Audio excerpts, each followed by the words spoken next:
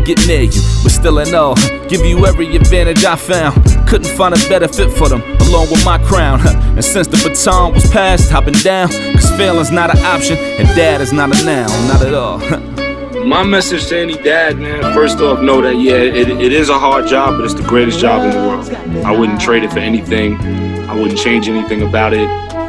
Everything you're doing from here on out, if it didn't have purpose before, now it has purpose. It's the most important thing you'll ever do. Just be a dad. There you go. Welcome to another episode of Dad Is Not a Now. My name is Ishmael, changing the narrative on men of color and fatherhood, but also changing the narrative on the things I care about. And today, I have a special guest with me.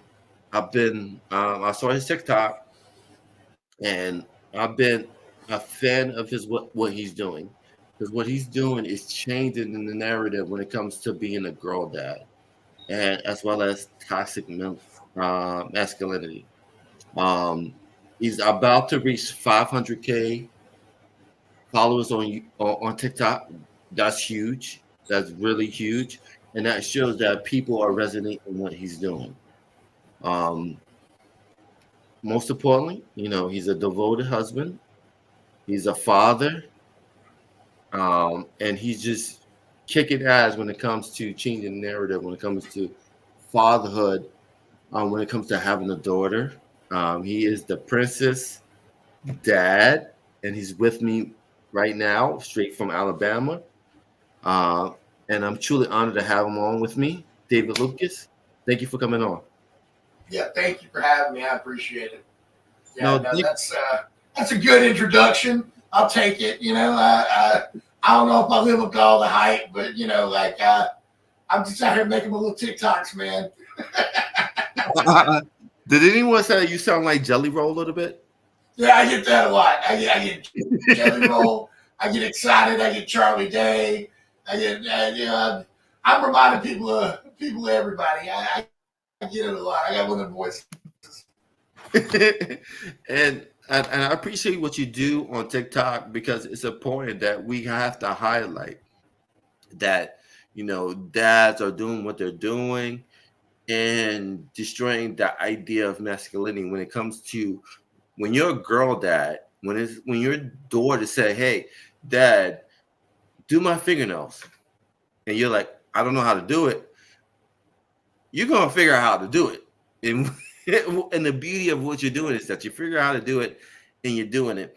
And one of the powerful things that you posted on your TikTok was you went to the church. They're looking for someone to do the was it your daughter's birthday? Yeah, it was my daughter's birthday, yeah. And she had all her friends come, and you're like, you know what? You raise your hands, like, I'm gonna do it.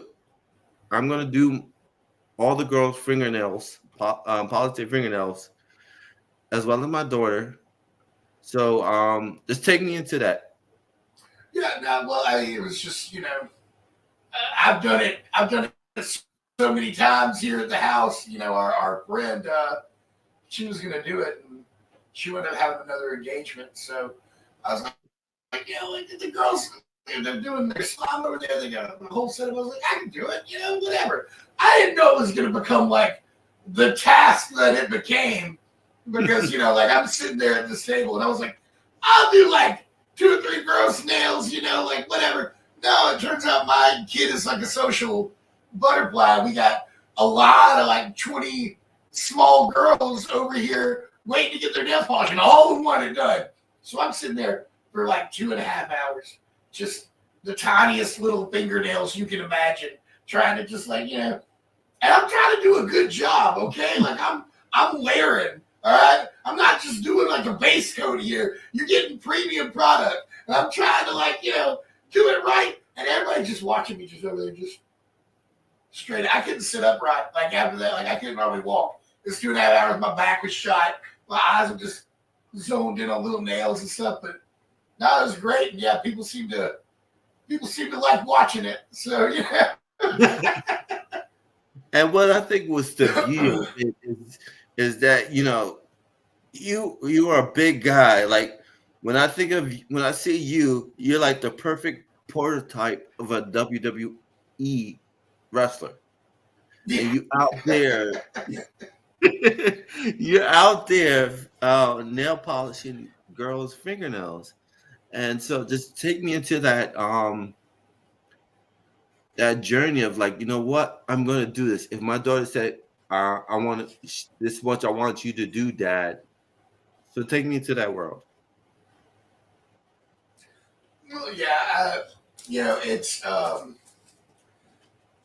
that's what we started out doing on the internet. Like me and my daughters, like our channel popped off a couple years back. We were just making just funny little home movies. Like it was just me turning the camera on the kids and us, and we put it on the internet. And this is all natural. This is our dynamic. This is who we are. Nothing's made up, pretend. Like this is just how we exist in the world. And people like seeing, our dynamic. And part of that dynamic is me leading into a more traditionally feminine role in their lives. And it always struck me, even as a young father, I was looking at, like girl dads on the internet, like in the praise that like a dad gets, and like it would be a video of some dude changing a diaper, and they're like, "Look at my husband, he's the greatest girl dad. He's changing a poopy diaper," or like he makes time twice a month, to like spend an hour with his children, and that's goals for a girl dad. And I'm like, that's your goal? Like the bar is set so infinitely low when it comes to like the best girl dad you can find on the internet. Me even, okay? I'm average at best compared to a mom.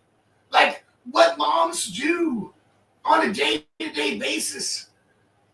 And you see a dad taking the tiniest fraction of that interest in his child and getting just like everybody's just millions of views on the internet stuff.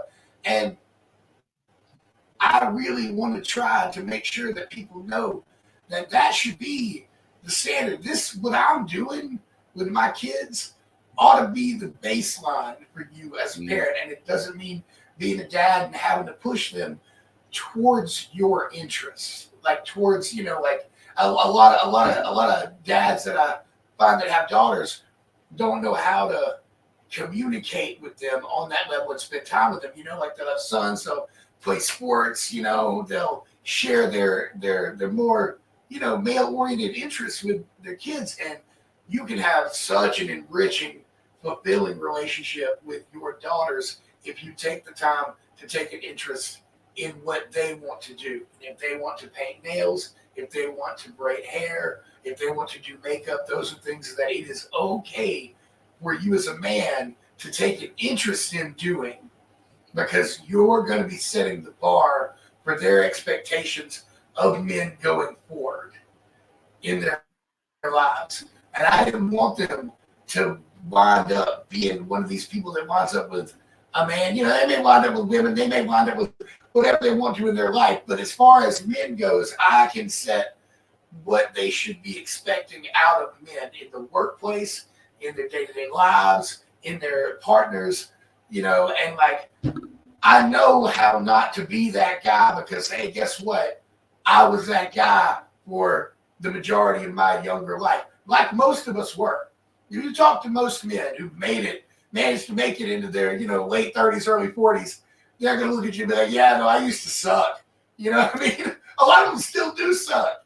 And we can't grow past that if we don't try, Like, I'm never going to sit there and tell you that, like, I haven't had my complete douchebag moments, Not to the great and expanding heights of some guys out there. But, I wasn't always the greatest dude in the world. And you got to learn from that, Like, if you don't learn, if you don't grow, like, what's the point? But, yeah, sorry, that was my diatribe. You asked.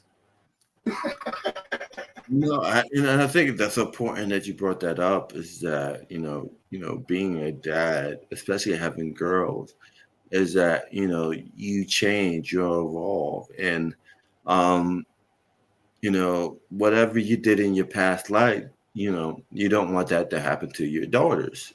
And I think that's the most important thing of being a girl dad is that you want to set that example, when it comes to, because at the end of the day, your daughters are going to see the example of how a man treats a woman through her father. Yeah, And I no, absolutely. and I think that's important in what you're doing with your content is that you're showing that yes, I'm involved with my daughters. Also you're letting people know that dads can be nurturers. Often we say that moms can be nurturers, but dads can be nurturers too. And what you're doing is you're setting that example for men that yes, I am masculine, but I can also be a nurturer. Yeah, and a lot of that comes from like I think a lot of guys have a real problem with the ability to communicate love and affection on a level that goes beyond purely like when I'm talking about communicating love and affection, like my daughters have made me more understanding and more communicative than I ever was growing up. You know what I mean? And being able to communicate that love without escalating, screaming, like without taking it to where a lot of guys usually take it. You know what I mean? Like it's a softer kind of communication, and that's something that you have to learn. And the only way you can learn is by listening. Your kids will teach you things every day, man. They teach me so much. I'm not the same human I was before I had kids, and like every day is a learning process. And you talk about like breaking down like gender barriers and stuff. You'd be amazed what your daughters would be interested in if you let them in on it. My kids are out here. They watch anime with me. Like we're playing fighting games. Like they're my best friends.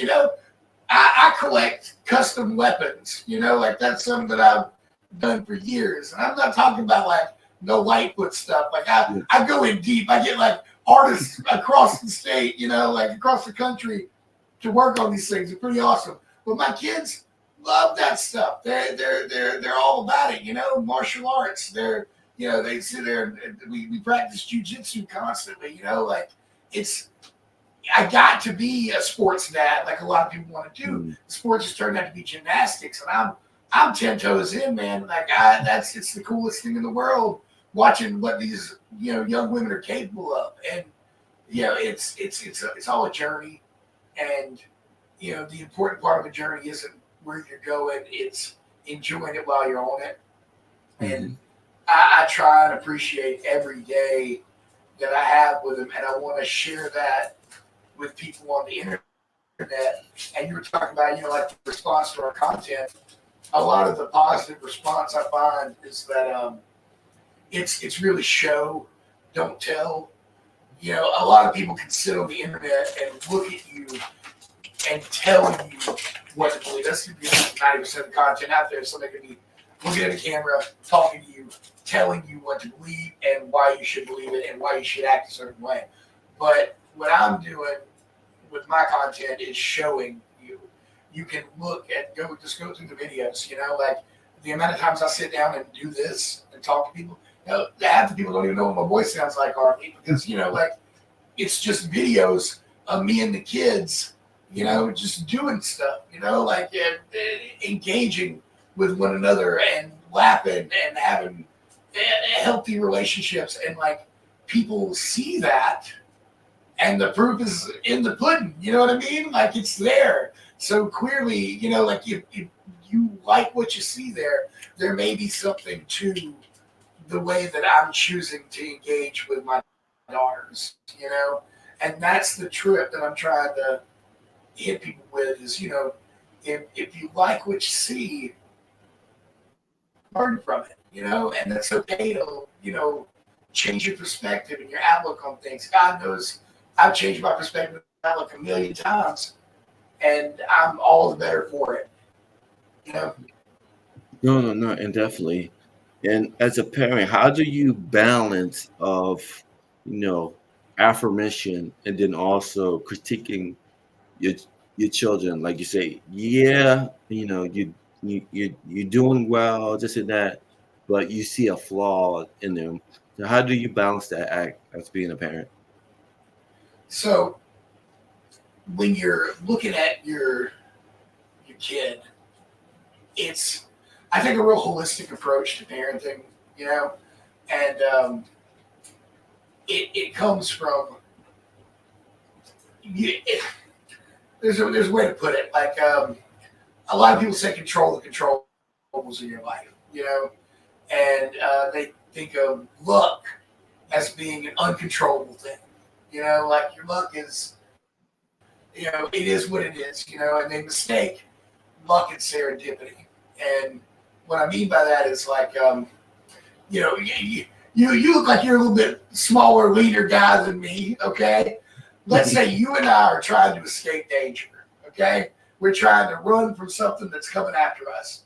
And there's a gap in front of us, 10-foot gap, okay?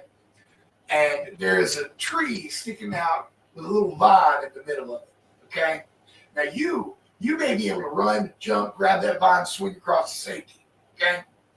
And that vine is lucky for you. So lucky, in fact, that it saved your life. You will never forget that vine that saved you. But that vine ain't going to do nothing for me.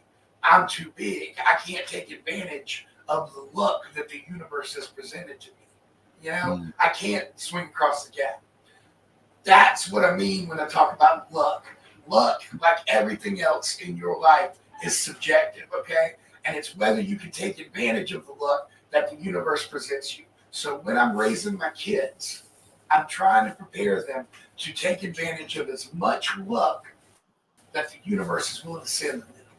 They can take advantage of things that other people can't take advantage of. So you talk about, like giving them critiques and stuff like that. My daughters are in gymnastics, okay? It is one of these sports where you are trying to be perfect all the time. That's the goal, is to do these moves more perfect than the last girl did, So they're all striving for perfection in a way that I haven't seen in sports outside of like ice skating, figure skating, stuff like that. Like it's nutty to me, the strength and power that these athletes have to put out there while doing everything exactly the way straight lines, point toes, the way they're supposed to be doing it. But that strive for perfection that those girls have, it's a very competitive sport is what I'm getting at. So what's your end goal with a sport like that? You want to go to the Olympics? How many kids ever get to go to the Olympics? That's an insane goal. If you want to go for it, go for it. But, if you're looking at more achievable goals even, college, handful of girls get to go to college on gymnastics scholarships around the country. So what's your goal? You want to win medals? You want to do this? You want to have fun? My first goal is to do your best, okay? And everything else after that is built on that. So as long as you're doing your best, you're enjoying yourself, I'm happy. You're happy. If things come from it, great, So I don't try and stack that expectation onto my kid. But if you're talking about having to give critique to your child, if you set them up that way where they're confident in themselves, that self-confidence is instilled in them by proper, parenting, by a proper reinforcement, when they do good, say good, every time. Make sure that, they know their worth, their value. They're prepared to take critique from you. And it's because they trust you, if you put that trust in them, they know that you've got their best interest at heart, first and foremost. That's the people that you're going to take criticism from, even as an adult. Hey, what do you give a damn? What some jerk who doesn't care about you says about you. The best critiques, even rough critiques, come from a place of love and wanting you to improve. Anything else is just somebody just squawking at you. And so many parents don't have that relationship with their kids. They don't trust you. And that's a hard fact that you face. Is you haven't taken the time to build the trust for your kid to care what you got to say about them. And it's hard. A lot of parents these days have time constraints. They work all day, every day.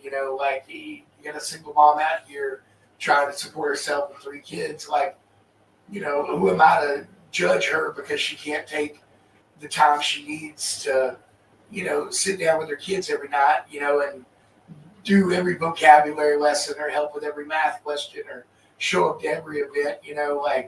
I'm blessed to be able to do with the things that I do with the time that I have with them. But that's it. At the end of the day, is making the most you can of the time that you have with your kids. And if you're putting that effort, kids smart, man. They'll figure it out. They'll see. They know. No, definitely. And what I love what you're doing with your content is that you're redefining masculinity.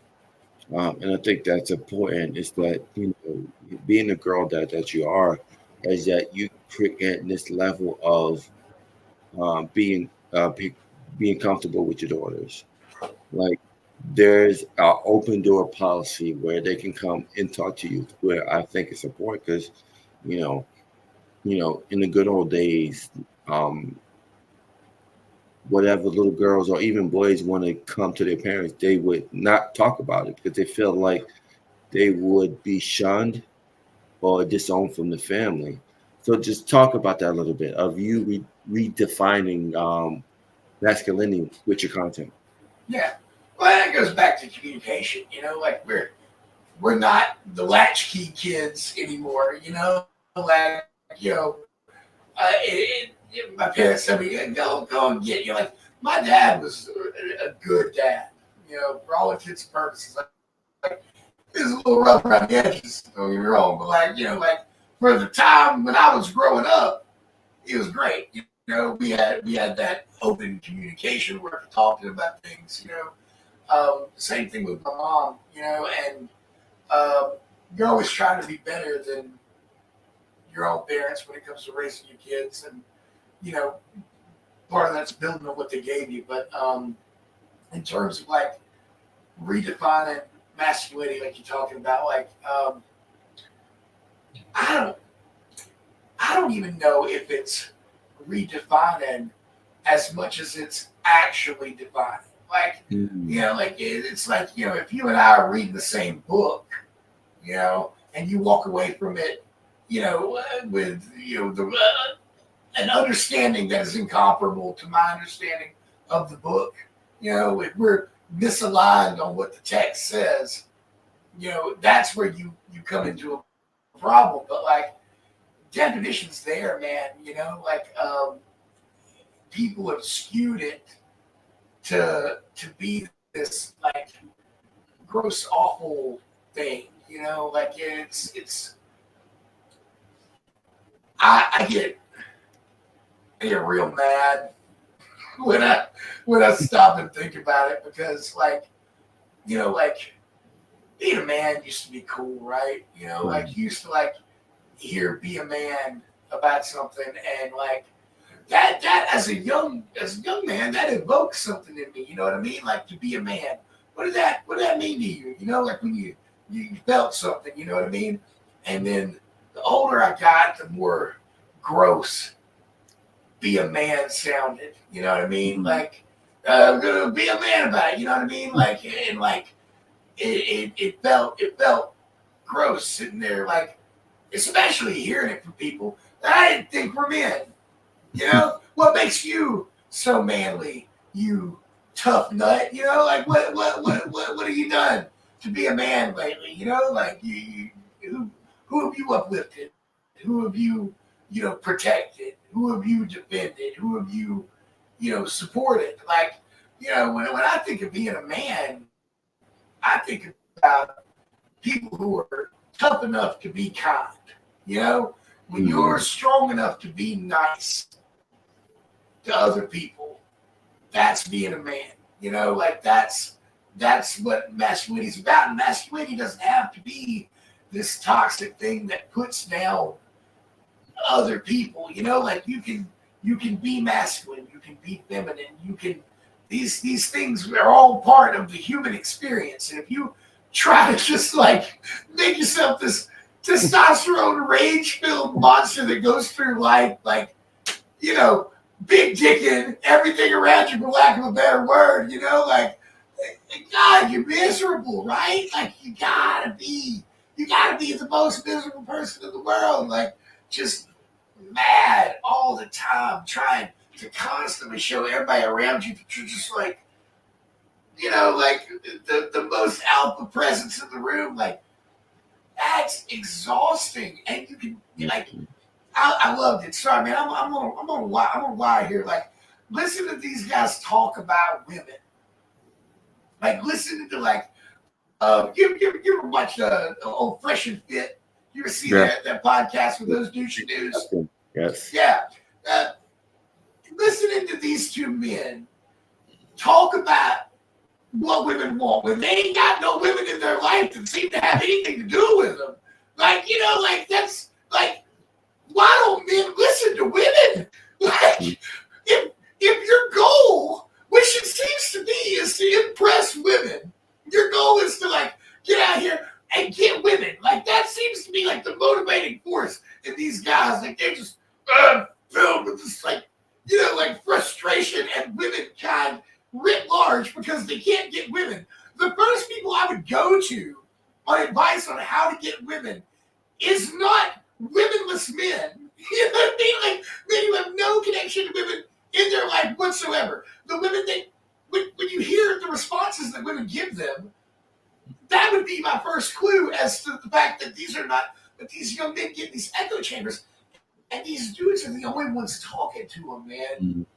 These guys are the only ones that are reaching out to these angry, stupid, like, hormone-filled young men and, like, trying to, like, gather that audience, And, like, I don't know, man. Like, I don't have a true targeted goal objective when it comes to, like, the content that I put out on the internet. Like, it really just is very organic stuff. But, like, in that is something that I think is of value, And if I can make any impact on young men, because primarily my content used to be just viewed by women, like they would share it amongst themselves. But I wish that young men could look at those responses from women and recognize, like, oh, this is what women want. You know what I mean? Like someone to communicate with them, someone to be open with them, someone who enjoy the things that they enjoy. Like that's part of it. You can get as ripped as you want, and it's great that all these guys seem to be promoting like a fitness culture, like self-reliance, and like that's all good. Every good salesman's going to get you in the door with a piece of good advice, like good advice is universal, like a lot of crazy cults start with, like self-help, but when they get you in the door, you don't have to listen to the rest of the pitch, man. Like it's so frustrating. But I think the most important thing is that what you're doing is that you're showing dads that, it's important to be involved in your child's life. And then from an outsider, when it comes to just boys in general, is how to interact with women. You know what I mean? Because again, we live in a society where we're a misogynist society.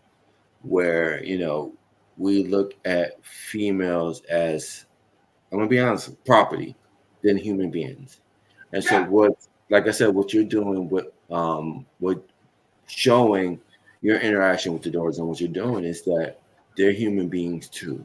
You know, take the time to yeah. talk to them, listen. What are their likes? What are their dislikes? Instead of looking at what's the word I'm looking for? I started looking at the imagery of what they look like. They have more to offer, and I think that's the beauty of your content. Substance. Yeah, Substance, yeah. it's like you're talking about breaking down gender barriers. You know what I mean? Like it's the view of women's property. Like let's talk about this for a second. Let's have an Mm-hmm. uncomfortable conversation Go for about it. you know who Bad Baby is. Yes, You ever heard of Bad Baby? It's the Catch Me Outside girl from Dr. Phil, right? Okay. yes. So that little girl blew up when she was like 13 years old. Okay. The day she turned 18, she started an OnlyFans. Mm. Okay. She made $57 million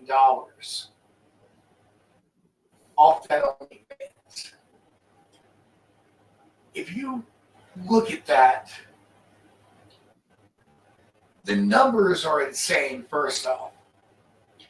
The fact that she had an in-baked fan base as an underage internet influencer waiting on her to turn 18.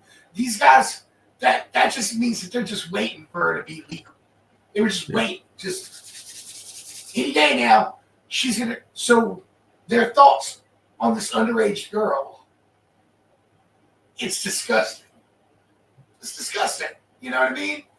Yeah. The conversations that those people like Fresh and Fit have around age of consent, that ought to gear you in immediately to what's on their mind.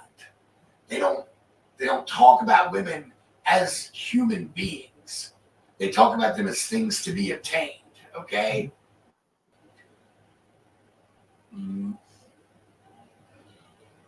I feel like I would be fundamentally ashamed of myself.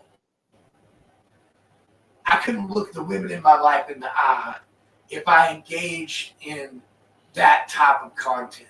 If I was, if I'm a husband and a father driving down the road, listening to, this content that just denigrates women constantly, like that's the flow I have in my brain. My algorithm's hooked on it. I'm getting one influencer after another, and I'm in this echo chamber. They're all telling me, you know what I mean? Like women don't respect you. They don't. They got to know their place. Like their place in the home. You're a man. You got to tell her what to do. And it all fundamentally rolls back to the same garbage. Like they can repackage it however they want. It's the same stupid misogynistic message. About viewing women, like you said, like property, and it astounds me that men can't take the criticism that comes with women waking up and wanting, equity in their lives and their day to day, like their contributions to be recognized to sports, to medicine, to science, and like it always feels like you're losing when you were winning to begin with. You know what I mean? Like equity feels like loss when you had more than the other person. And they talk about this balance of masculinity and femininity and stuff like that. And I'm like, if you're gonna say it's balanced in the first place, it's not. But if you're going to say that you're trying to achieve this balance between man and woman, and everyone needs to know their roles, okay? And we're a husband's, you hear them all the time trying to reframe it like, oh, a husband's nothing without the support of his wife. Like you have to live in your femininity for me to grow in my masculinity. And it's like, but you ain't trying to make things equal. My guy, you're trying to tell her what to do and how to be, and you're trying to define her role so you can grow in your role. that's not fairness. It's not evenness, you know. So the premise for their whole argument is out the window. The men and women should have these roles in the first place. That's gone. There ain't no equal. It's you trying to tell somebody else what to do because you view them entirely as subservient to your goals and your means. And as long as you do what I say and what I tell you, I'll take care of you and feed you and protect you. Well, that ain't much of a life, you know. And it ain't the life that I want for my kids. Ain't the life I want for the women in my life. And I don't feel threatened in the slightest by women exceeding at things, by women excelling at things, by women growing in their lives. And if women decide that they don't need me for a particular task, more power to them. Great, do it yourself. You know what I mean? Like, it's wonderful, you know? Like, and I'm trying to make my daughters recognize that and understand their capability. You know, like, we're on it right now. You and me, we're on this. And I'm thinking, you know, like, when it comes to the conversation of privilege, okay, people get so offended recognizing their privilege, that word privilege, you know, like, especially white leftists, man.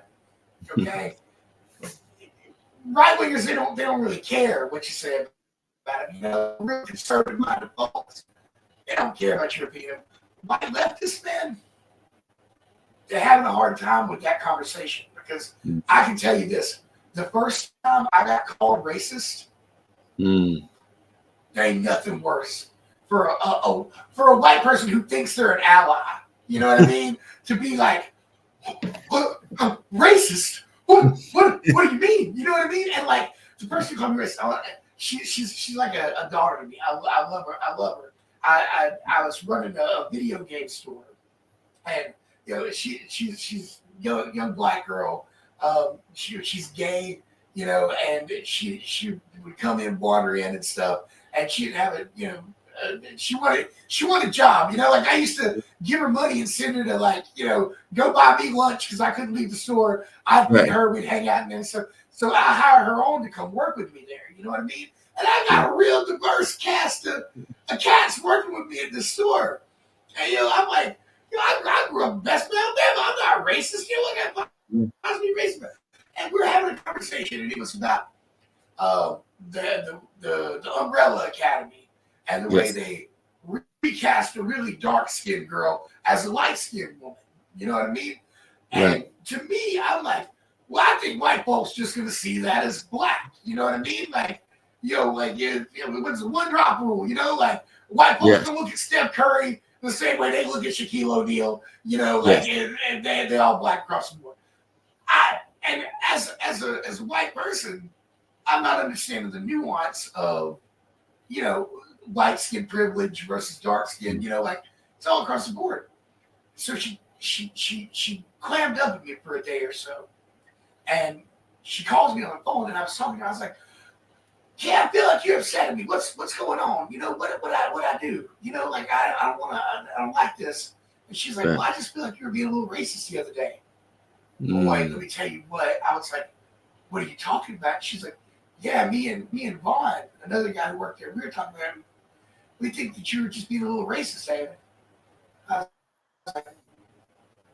And I'll be honest, like, it felt like somebody punched me because I ain't never been called racist before. You know what I mean? I go out of my way to like make sure that I'm not seen in that manner. And boy, you know, like I could have pulled the, well, I got black friends card, and you know, like but I didn't do that. I stopped and I listened to what she was telling me, you know, and that ability has led to some wonderful realizations throughout my life. The ability to stop and go, let me hear what you have to say. And she was right. You know what I mean? She was absolutely right. And viewing things through that lens allowed me to see the world differently, to recognize, you know, that piece of the world that I didn't see before. And now I'm looking at the world through that lens. And once you go down a hole like that, it broadens your perspective so much more, you know? Because if I was wrong about that, what else was I wrong about? You know what I mean? What else No. am I seeing that I'm not seeing? You know, what other privileges do I possess? You know, that I become aware of at the very least if I can't do anything about them on a fundamental scale. You know, like I was talking about being big, you know, and that in and of itself, man, there's a lot of debate around trans athletes and stuff like that. You know what I mean? There's a whole big can of worms about, you know, like you saw it at the Olympics this year, you know, like the people were screaming that woman boxing wasn't a woman, you know, she hit too hard. But what I always think is funny when it comes to like that, the strength debate when it comes to men and women and stuff.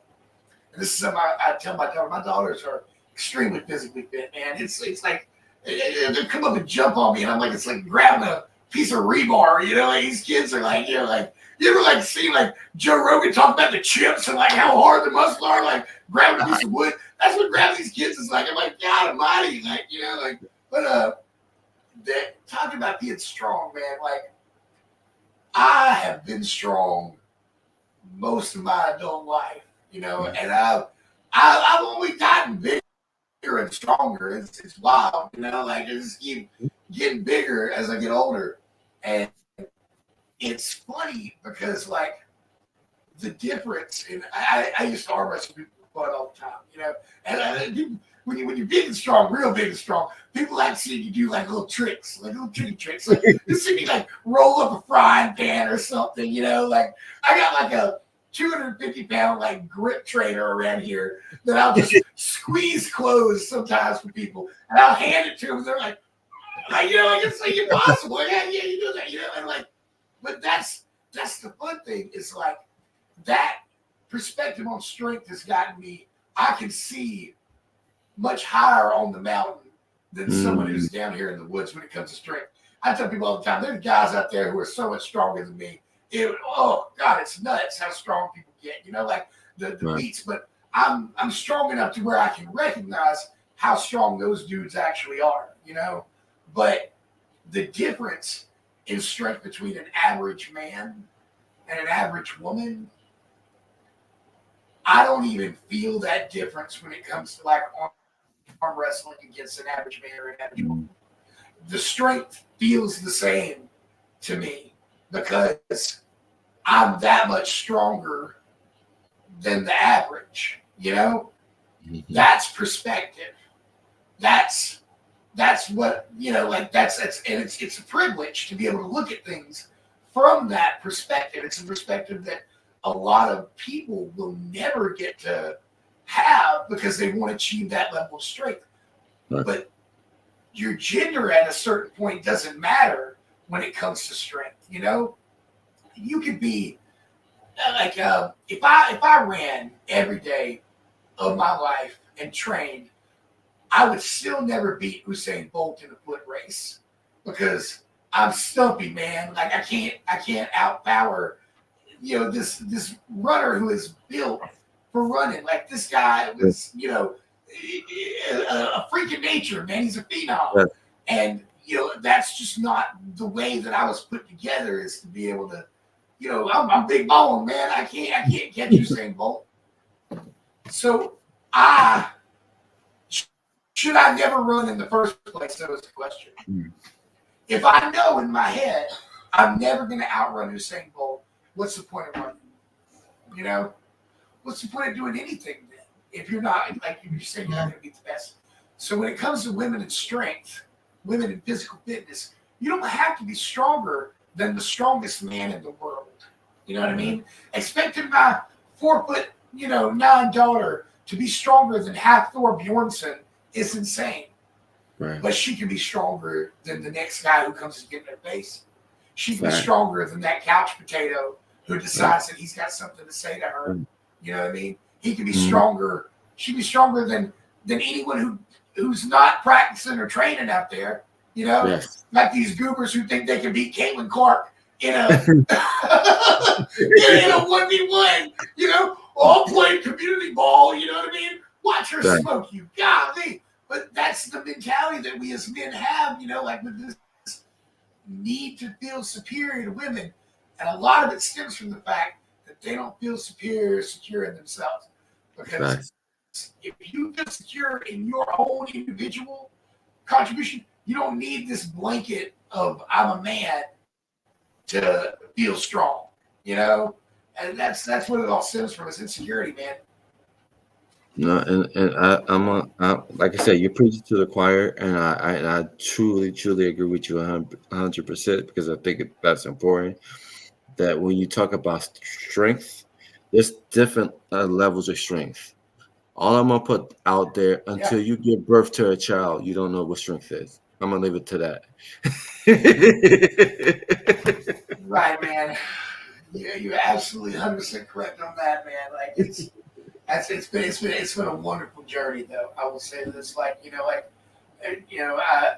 tell people all the time, like I wasn't always the best husband, I wasn't always the best man, but I ain't never gonna let him down as a father. Like that's a controllable, and I'm at a point in my life where I can do that, and I really enjoy sharing it with people. I enjoy sharing it with you. I enjoy sharing it with the internet. Like, where the journey's taken me, and if people can glean something from that, I'm very happy about that. Definitely, I think that's the most important thing from this conversation is that, it's just, you're the ultimate girl dad, and just showing what you're doing on TikTok with your daughters. I think it's important, but also it lays down the groundworks of that no matter what race you are, if you have a daughter, you want to set the groundwork for your daughter to succeed in life as she gets older. And that's what you're doing. And I think that's important. And I think that should be highlighted. And that should be, what's that word I'm looking for? Highly just promoted, Right. that, certain things, when it comes to content, you don't have to share it, but you chose to share that.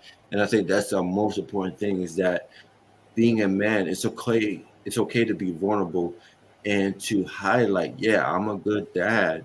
And my daughters, or I'm setting those examples for my daughter as they get older and they're looking for a mate, that I'm setting that bar for them when it comes to a mate. And I want to thank you for what you're doing because often, people will like, they'll comment, but not actually give you the flowers when it comes to what you're doing with, being a dad with your daughters. And I think that should be more shown when it comes to social media and the impact of just showing the relationship with a father and a daughter. And so, man, I thank you for doing what you're doing. Keep doing what you're doing. Um, Always, this is always a place for you. Whenever you want to come on and you want to shoot the shit, and just talk about being a girl dad, this is a home for you, man. I appreciate it, man. Yeah, no, thank you for having me on. Thank you for you know um, putting putting content like this out there. It's important to magnify conversations like this. Um, the more people we can reach, the better. It's you know I'll leave you with this. Mr. Rogers, talked about children, being our most vital, fundamental resource. He went in front of Congress and gave a real famous speech about it, and how vitally important children are to our future because they are our future, and I think it is wild that we have tests to drive cars and we have tests to fly planes and all these other things. There ain't no tests to be a parent. Everybody can jump in. So many people wander into parenthood, and it is so challenging. It's so hard, and nobody's ever ready for it. Nobody's ever ready. But you're putting, whether you realize it or not, a lot of the time, the best and worst of yourself into those kids. You know, Mm. and I appreciate you focusing on, you know, putting positivity into them. You know, childhood is a wonderful thing, and it is the time that we prepare ourselves to be adults, and it really does shape the type of adults that are going to be running the world in the future. And I like to think that this generation of fathers is going to be making a much more positive impact on on their kids' lives than previous generations. So anything we can do to better that, I'm here for it. Facts, and I agree with you. Before we end this conversation, how can people follow you? Yeah, just really it's just a TikTok, man. You can follow me at the Princess Dad on TikTok. We have a good time over there. I appreciate you joining us. No, and I appreciate you, and I'm truly honored that you were welcome to come on and just have this important conversation when it comes to girl or dad, and just eliminate that racial divide when it comes to being a dad, having a daughter. I think that's important, and I think that's the important thing we got out of this conversation. No matter what you wherever you're from, no ever whatever race or ethnicity you are, your ultimate goal is that you want to provide that space, safe space for your daughter to grow and evolve to be a phenomenal woman at the end of the day. So again, man, I thank you for coming on. Again, this is not the last time. You're definitely gonna be on it next time. So keep me posted. Let me know what's going on. Give me an update. You know, and this has been a great conversation on the podcast. Follow me on YouTube, Spotify, all that good stuff. And we're out. Peace. Thank you. No problem. Let me record. You're fine. Do your thing. All right. Let me.